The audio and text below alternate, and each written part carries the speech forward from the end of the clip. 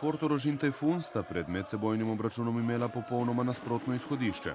Primorci se po slabšem začetku pobirajo, njihov položaj na lestvici ne kaže dejanske moči zasedbe Konstantina Subotiča in pričakujemo lahko, da bodo trn vpeti tudi najboljšim klubom. Na drugi strani imajo gosti iz Šentjurja naravnost neverjetno sezono. Na prvih 14 tekmah so prav tolikokrat zmagali. Verjetno tudi zato je bil motiv Portorožanov toliko večji. Premagati najboljšega je pač dodatna spodbuda, še posebej, če v sebi nosiš zavedanje, da si tega tudi zmožen. S prepričanjem, da lahko, so domačini tudi začeli tekmo in s čvrsto in organizirano obrambo na prvi pogled nezainteresiranemu nasprotniku zaprli poti do koša. Ko pa so jih slednji našli, so bili njihovi meti nenatančni. Iz igre so metali zgolj s 35% uspešnostjo, med zgrešenimi poskusi pa je bilo tudi veliko košarkarskih lahkih metov. Mi danes enostavno v napadu nismo bili razpoloženi, kar priča tudi dejstvo, da smo skok prepričljivo dobili, pa imeli dosti slabši procent meta v primerjavi z ekipo Portoroža. Je pa bila danes mogoče zelo atipična tekma, glede na to, na kakšen način so pač nasprotniki igrali, brez v bistvu skoraj visokih igralcev v določenih trenutkih in na to pač se nismo najbolj prilagodili. Mi smo šli sproščeno v tekmo po eni strani, na drugi strani pa položaj na lestvici ni tak, da bi lahko, bom rekel, bili do konca preveč sproščeni. Gostujoči trener je vztrajno iskal razpoložene igralce, ki bi za seboj potegnili moštvo, a prvič v sezoni so ga njegovi izbranci pustili na cedilu.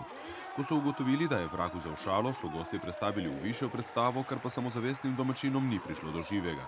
Portorožani so še naprej igrali požrtvovalno in s pametnim in skupinskim delom v obrambi zaustavili vsak poskus preobrata.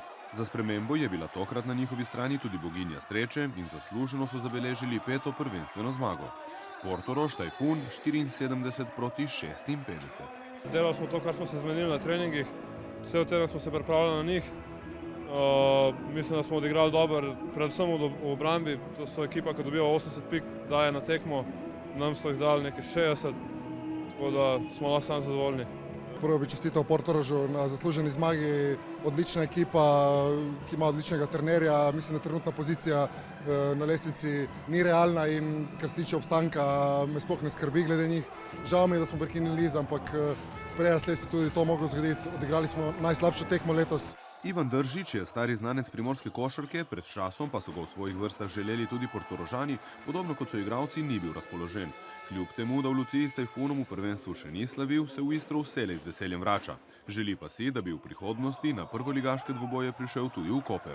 Koper ima vse pogoje, da igra eno resno prvo ligo v Sloveniji. Če bi bilo več interesov, tudi kaj več. Sigurno mi je žal, 8 let sem igral, 8 nepozabnih let.